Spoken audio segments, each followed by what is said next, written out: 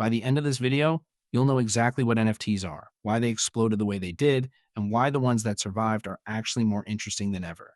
And the last thing I'm going to tell you, most people have no idea this is even happening right now. So sit back. Let's get into it. All right. What is an NFT? Non-fungible token. Those words mean absolutely nothing to most people. So let me break it down.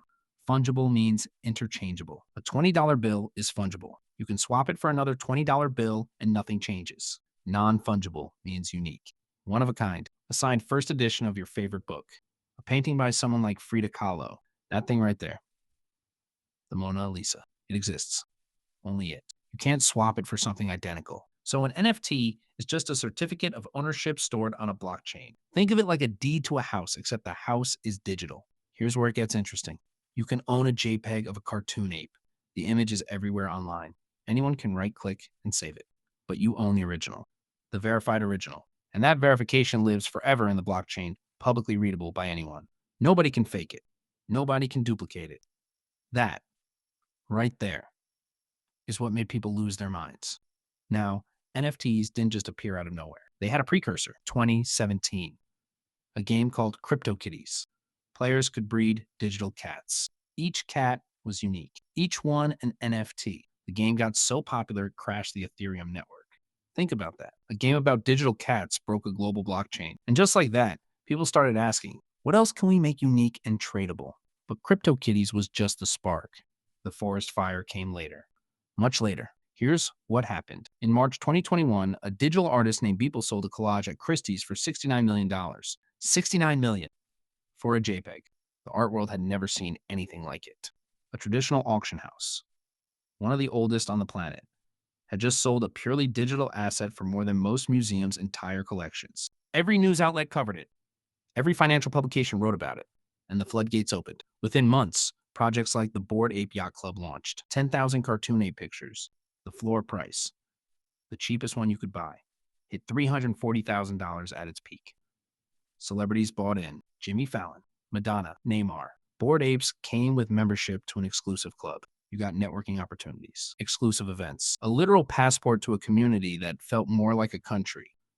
And brands noticed. Nike launched digital sneakers. Coca-Cola ran auctions. Even the government of Barbados tried to buy virtual land in the metaverse. By early 2022, NFT trading volume hit $17 billion in a single month. The market was not just hot, it was incandescent. And then it all came apart. By the end of 2022, trading volume had collapsed by 97%. 97. Let that number sit for a second. Most NFTs were worth 90% less than what people paid. Some collections dropped to single digits.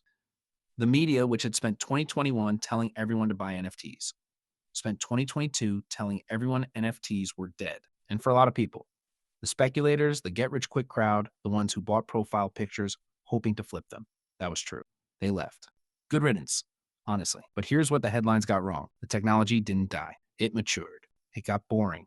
And boring, in this case, is a compliment. All right, now this is where things get really interesting. So stay with me, because the NFT projects that are thriving right now, they're doing things that make the 2021 ape craze look like kids playing with toys. Let's start with real-world asset tokenization. This is when you take something physical, real estate, fine wine, a piece of art, and represent it as an NFT on a blockchain.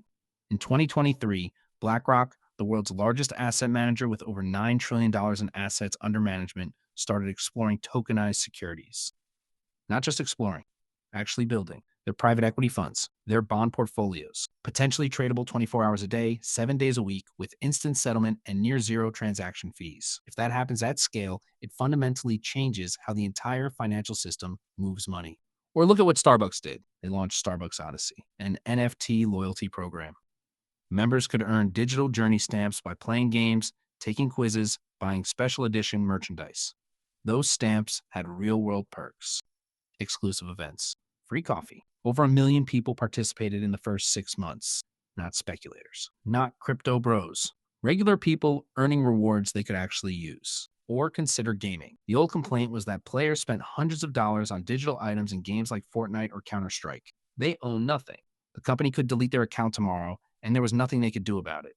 NFTs fix that. When your in-game sword is an NFT, you actually own it. You can sell it, trade it, take it to another game that supports the same standard. Games like Gods Unchained and Splinterlands built entire economies around this. More are coming, bigger ones, with actual budgets.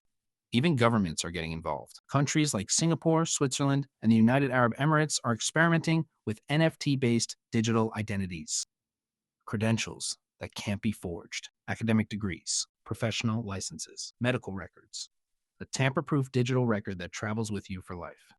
That solves a problem that has existed for decades in bureaucracy everywhere. So are NFTs dead? The speculative bubble, yes, thank goodness. But the underlying technology, it's quietly becoming infrastructure. Invisible infrastructure, the kind that powers things without anyone noticing its name. That's the thing nobody talks about. The best technology eventually stops being a thing people talk about and just becomes how things work. Nobody says, I'm using the HTTP protocol when they open a website. Nobody says, I'm riding on asphalt roads made of petroleum when they drive to work.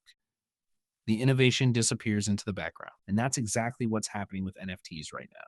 If you found this useful, share it with someone who's still asking, wait, what is an NFT? And subscribe. I've got more videos coming where we break down the next wave of technology people still don't understand.